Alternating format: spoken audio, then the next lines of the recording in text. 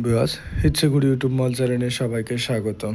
আপনারা দেখতেছেন আমি অ্যাকোয়ারিয়ামে কিছু মাছ নিয়ে এসে রেখেছিলাম। দীর্ঘদিন এই মাছগুলো আমার অ্যাকোয়ারিয়ামে আছে এবং কয়েকটি মাছ মারা গেছে এবং বেশ কয়েকটি বাঁচিয়ে রাখতে সক্ষম হয়েছি, যে কারণে আমার মাছগুলো খুব ভালো এবং সুস্থ রাখার একমাত্র উপায় ছিল খুব ভালো যত্ন। সপ্তাহে একবার হলেও পানি আমি 50% পানি পরিষ্কার করেছি। এই যে দেখতেছেন আমার অ্যাকোয়ারিয়াম, এই 50% পানি পরিষ্কার করে নেওয়ার সময় আমি এই যে গাছগুলো উঠে নিয়েছি এবং পাথরগুলো লবণ পানি দিয়ে ধুয়ে নিয়েছি। আপনারা আমার আগের ভিডিওতে দেখতে পারবেন যে আমি এই পাথরগুলো কিভাবে এবং কতটুকু লবণ ব্যবহার করেছি। আমার আগের ভিডিওগুলো দেখলেই বুঝতে পারবেন যে আমি কী পরিমাণ লবণ ব্যবহার করেছি। যেহেতু দীর্ঘ 11 দিনের জন্য আমি বাড়ি যাচ্ছি, ঠিক এজন্যই আমি প্রস্তুতি নিতেছি যে কীভাবে এই মাছগুলো আমি ভালো রাখবো। সেজন্য আমি কিছু পদ্ধতি ব্যবহার করতেছি এবং আপনারা দেখতে পারবেন এই মাছগুলো। এই জন্য আমি গাছগুলো উঠিয়ে নিয়েছি এবং পাথরগুলো লবণ পানিতে ধুয়ে নিয়েছি এবং অ্যাকোয়ারিয়ামের 50% পানি আমি এখানে ধরে নিয়েছি, যাতে আমার এই নতুন পানির সাথে আমার মাছগুলো সহজেই অ্যাডজাস্ট হতে পারে। চলুন কাজ শুরু। আপনারা দেখেছেন আমার আগের ভিডিওতে এই খাবার কতটুকু পরিমাণ এই ওষুধগুলো আমি মিশিয়ে দিয়েছিলাম নতুন পানির সাথে। আমি এই পানিগুলোর সাথেও আমি এই ওষুধটা দিয়ে দিব, যাতে আমার ক্ষতিকর ব্যাকটেরিয়া আমার এই পানি থেকে নষ্ট হয়ে যায়। যেহেতু আমি সরাসরি কলের পানি ব্যবহার করতেছি, এজন্য আমার এই ওষুধগুলো খুব ভালো প্রয়োজন, যাতে আমার মাছগুলো খুব ভালো থাকে। যারা আমার মতন দীর্ঘদিনের জন্য বাড়ি যেতে চাচ্ছেন, তারা মনে মনে ভাবতেছেন আমরা অ্যাকোয়ারিয়াম মাছ কীভাবে বাঁচিয়ে রাখবো, কী খাবার পরিবেশন করব এবং কিভাবে পানি প্রস্তুত করব, তাদের জন্য আজকের এই ভিডিও। চলুন আমি ব্যবহার করতেছি কী পরিমাণ ওষুধ আপনারা দেখে নেবেন। লক্ষ্য করবেন যে এই ওষুধ ওয়াটার ক্লিনার, এটা আমি দিয়ে দিতেছি নতুন পানির সাথে কিছুটা পরিমাণ। তার সাথে আমি দিয়ে দিতেছি স্টার 100 গোল্ডফিশ বা কই কাপ বা মলির জন্য, পাদাস মাছের জন্য খুব উপযোগী এই মাছের জন্য এই ওষুধগুলো। দিয়ে দিতেছি এই যে নীল, কিছু পরিমাণ নীল দিয়ে দিতেছি এই পানির জন্য এবং সাথে দিয়ে দিতেছি আমি স্টারফিশ ভিটামিন স্টারফিশ ভিটামিন। নীলটা আমার মনে হলো কম হলো, ওয়াটার ক্লিনারটাও আর একটু দিয়ে দিলাম, নীলটাও আর একটু দিয়ে দিব যেহেতু দীর্ঘদিনের জন্য যাচ্ছি।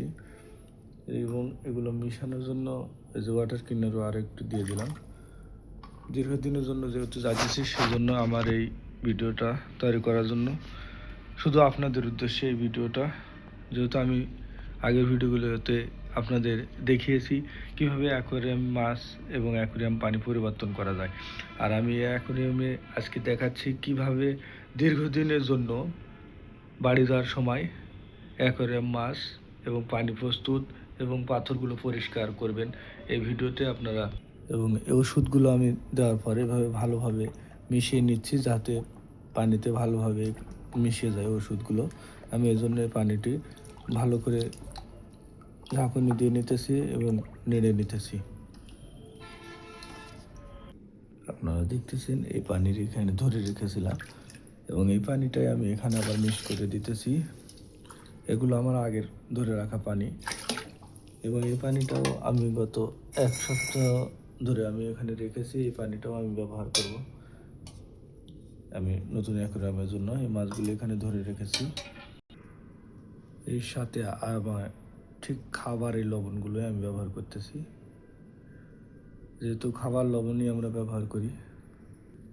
আমি কিছু পরিমাণ, যেহেতু এটা লুনা পানির মাছ, সেজন্য আমি এই মাছগুলোর জন্য কিছু লবণ মিশিয়ে নিতেছি, যাতে মাছগুলোর জন্য খুব উপকার হয়। আপনারা জানেন নোনা পানির মাছ মানেই লবণাক্ত মাছ বলতে আমরা জানি। পানির মাছ মানেই এক ধরনের লবণাক্ত পানির মাছ বলতেই বুঝি। লবণ দেওয়ার পরেও আমি পানিগুলো ভালো করে মিশিয়ে নিতেছি, যাতে লবণগুলো ভালোভাবে মিশে নেয়। এরপরে আমি এই পাথরগুলো পানির ভিতরে দিয়ে দিব। এই পাথরগুলো উঠিয়ে রেখেছিলাম, এই পাথরগুলো আমি পানিতে দিয়ে নিতেছি।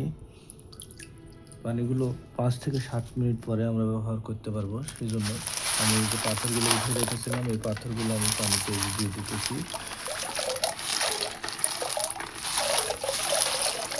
এই পাথরগুলো কিভাবে পরিষ্কার করেছি, কতটুকু লবণ দিয়ে পরিষ্কার করেছি আপনারা আমার আগের ভিডিওতে দেখতে পারবেন। এই যে নতুন গাছগুলো আমি এখানে সংযোজন করে দিতেছি।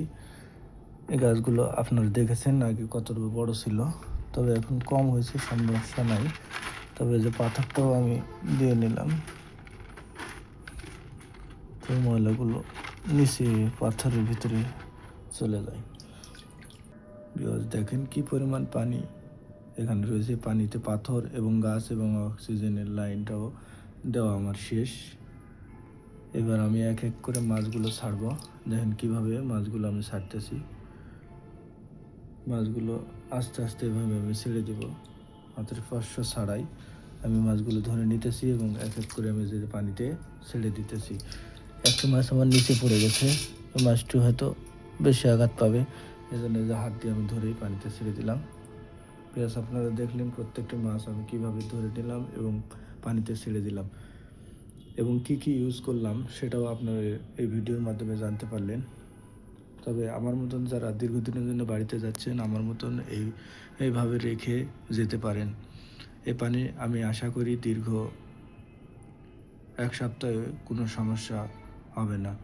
সবাই ভালো থাকবেন, সুস্থ থাকবেন। নিচে গুড়ি ইউটিউব মন চ্যানেলের সাথে থাকবে। আমার চ্যানেলটি আগে থেকে যারা সাবস্ক্রাইব করে রেখেছেন তাদেরকে অসংখ্য ধন্যবাদ।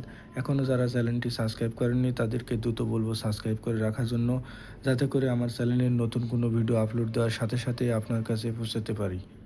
সবাইকে ধন্যবাদ। আবারও দেখা হবে পরবর্তী কোনো ভিডিওতে। ততক্ষণ মহান আল্লাহ তাআলা আপনাদের ভালো রাখুক, সুস্থ রাখুক, এই প্রত্যাশায় আজকের ভিডিও এখানে শেষ করতেছি। আল্লাহ হাফেজ।